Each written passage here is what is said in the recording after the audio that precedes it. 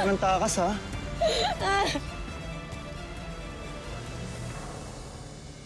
Ano? Na-transfer na yung pera? Hindi pa nga eh. Bakit hindi pa? Di ba nasa kanila na si Belle? Kakatawag ko lang. Wala pa daw dun si Belle. Ano? Paano nangyari yun? Sinigurado ko naman na nasa tauhan niya na si Belle bago ako umalis. Teka, baka naman niloloko niyo na ako. Via, walang manluloko dito. Legit transaction to. Saka, bakit kita lulukuhin? Dahil hindi pa rin kita kilala. Via, pareho tayong may galit saka gustong makaganti kay Rosel. Di ba? Saka hindi ko hahayaan na pumilpak yung mga plano natin. Nasaan na kaya si Belle? Awa kayo sa akin! Please, nakiusap lang po ako! Please! Delayed na yung delivery ko. Buisit ka. Hanggang nga dito. Tulong! Belle! Bel!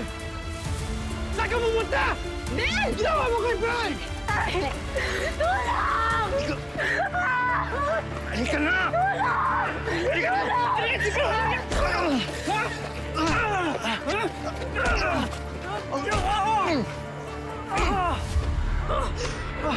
na!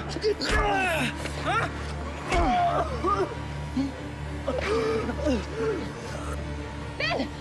Belle! Belle! Tyrone! Tyrone! Sino yun? Ano nangyari?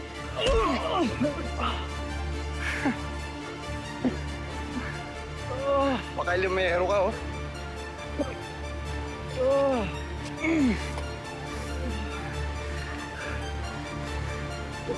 Tatapusin na kita ngayon. Ikaw ang sabi ngayon! Gago ka! Hayop ka! Tyrone! Halika na! Tumawag na ako ng pulis! Halika na! Langya ka! Halika na, Tyrone! Palatingin mo ako ulit! Halika na!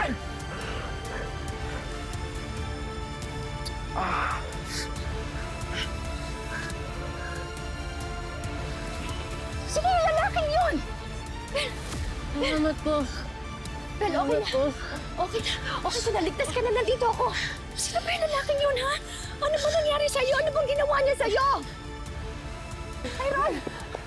Tyrone, okay ka lang ba? Okay na ako na eh. Tumawag na ako ng tulong. Papunta ng mga pulis. Madam, kailangan natin magdala si Bel sa ospital. Hindi ko alam kung ano nangyayari sa kanya. Bel! Bel! Bel! Bel! Bel! Bel! Bel!